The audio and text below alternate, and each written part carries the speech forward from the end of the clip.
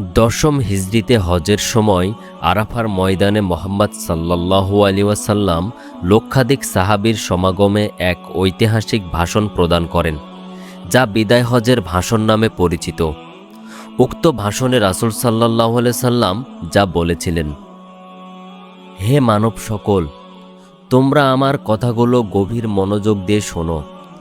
এরপর এই স্থানে তোমাদের সাথে আবার একত্রিত হতে পারবো কিনা আমি জানি না। হে মানব মণ্ডলী, স্মরণ রেখো তোমাদের আদিপিতা একজন, সুতরাং অনারবদের উপর আরবদের কোনো শ্রেষ্ঠত্ব নেই। তদ্রূপ সাদার উপর কালোর কোনো শ্রেষ্ঠত্ব নেই। আল্লাহর তাকওয়াই একমাত্র শ্রেষ্ঠত্ব ও মর্যাদার মানদণ্ড। হে মানব সকল, শুনে রাখো তোমাদের পরস্পরের রক্ত ও সম্পদ আজকের দিন, মাস এবং এই শহরের মতোই পবিত্র। শুনে রাখো জাহেলিয়াত যুগের সকল কিছু আজ আমার পদতলে পিষ্ট করা হয়েছে। জাহেলিয়াতের রক্তের দাবিও আজ রহিত করা হলো। হে মানব সকল, অপরাধের দায়িত্ব কেবল অপরাধীর উপর বর্তায়। পিতা তার পুত্রের অপরাধে আর পুত্র তার পিতার অপরাধের জন্য দায়ী নয়। হে মানব মণ্ডলী, জাহেলি যুগের সকল সুদ রহিত করা হলো। আমার পরিবারের মধ্যকার প্রথম আব্বাস ইবনে আব্দুল মুত্তালিবের সুদ রহিত করলাম। এখন থেকে সব ধরনের সুদ হারাম করা হলো। হে মানুষ, তোমরা হিংসা ও বিদ্বেষ থেকে দূরে থাকবে। হিংসা মানুষের সকল ভালো গুণকে ধ্বংস করে দেয়। হে মানব মণ্ডলী, নারীদের সম্পর্কে আমি তোমাদের সতর্ক করে দিচ্ছি, তাদের সাথে নিষ্ঠুর আচরণ করো না। তাদের উপর তোমাদের যেমন অধিকার রয়েছে, তেমনি তোমাদের উপর তাদের অধিকার রয়েছে। সুতরাং তাদের কল্যাণের দিকে সবসময় খেয়াল রেখো।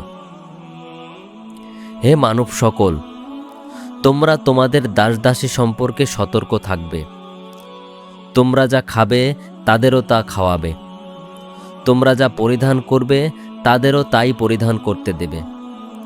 শ্রমিকের ঘাম শুকানোর আগেই তার পারিশ্রমিক পরিশোধ করবে। হে মানব জাতি, ধর্মের ব্যাপারে কখনো বাড়াবাড়ি করবে না, কেননা অতীতের অনেক জাতি এ বাড়াবাড়ির কারণে ধ্বংস হয়েছে।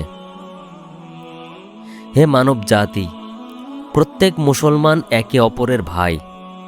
তোমরা একজন আরেকজনকে হত্যা করার মতো কুফরি কাজে লিপ্ত হও না। হে মানব সকল, বিশ্বাসী সেই ব্যক্তি যার হাত ও মুখ থেকে অন্যের সম্পদ, সম্মান ও জীবন নিরাপদ। সে নিজের জন্য যা পছন্দ করে তা অন্যের জন্যও পছন্দ করে। শুনে রাখো, আজ হতে বংশগত শ্রেষ্ঠত্ব বা কৌলীন প্রথা বিলুপ্ত করা হলো। তোমাদের মধ্যে শ্রেষ্ঠ সেই ব্যক্তি যে ঈমানদার এবং মানুষের উপকার করে। হে মানব জাতি, ঋণ অবশ্যই ফেরত দিবে। বিশ্বস্ততার সহিত প্রত্যেকের আমানত রক্ষা করবে। কারো সম্পদ সে যদি স্বেচ্ছায় না দেয় তবে তা অপর কারোর জন্য হালাল নয়। তোমরা কেউ দুর্বলের উপর অত্যাচার করবে না। হে মানব জাতি, জ্ঞানীর কলমের কালি শহীদের রক্তের চেয়েও দামি।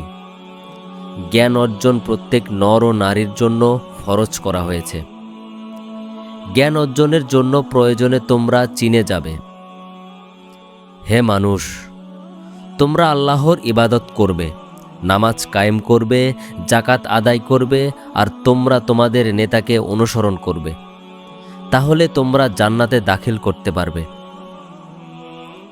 হে মানব মণ্ডলী, শুনে রাখো, একজন কুস্ত্রী কদাকার ব্যক্তিও যদি তোমাদের নেতা মনোনীত হয়, যতদিন পর্যন্ত সে আল্লাহর কিতাব অনুসারে তোমাদের পরিচালিত করবে, ততদিন পর্যন্ত তার আনুগত্য করবে।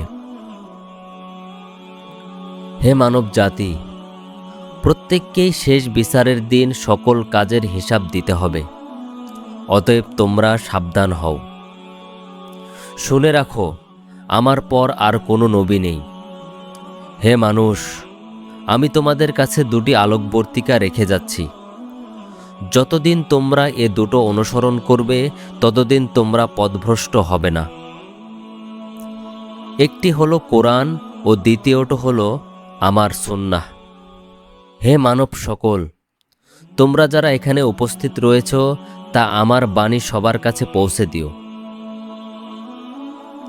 এরপর রাসূল সাল্লাল্লাহু আলাইহি সাল্লাম উপস্থিত জনতার কাছে জিজ্ঞেস করলেন, হে মানুষ, আমি কি তোমাদের নিকট দ্বীনের দাওয়াত পৌঁছে দিয়েছি? তখন উপস্থিত জনতা সবাই সম্মিলিতভাবে বললেন, নিশ্চয়, আপনি দ্বীনের দাওয়াত পরিপূর্ণভাবে আমাদের কাছে পৌঁছে দিয়েছেন। তখন রাসূল সাল্লাল্লাহু আলাইহি সাল্লাম বললেন, ইয়া আল্লাহ, তুমি সাক্ষী থাকো, আমি আমার সকল দায়িত্ব পালন করেছি।